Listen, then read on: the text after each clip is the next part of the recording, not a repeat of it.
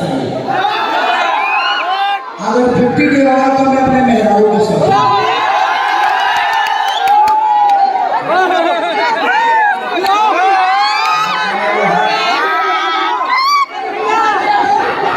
भैया रंग दे बसा टिट्टू आएगा कि नहीं?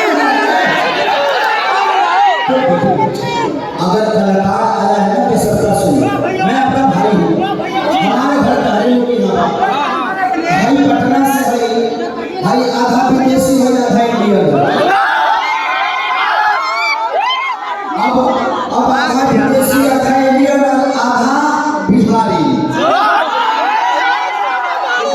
तीनों फ्लेवर घुसा है। ये हमारे पटना से गोपालगंज से हैं और इन्होंने बहुत बड़ा टीवी का काम किया है, हिटलर दीदी, बहुत सारी चीजें इन्होंने की। लेकिन पहली बार मैं भोजपुरी के लिए इन्होंने काम किया, तो मैं चाहता हूँ रति जी के लिए जोरदार ताली बजा दो। ये गाना है, गाना था होने वाली भाभिया।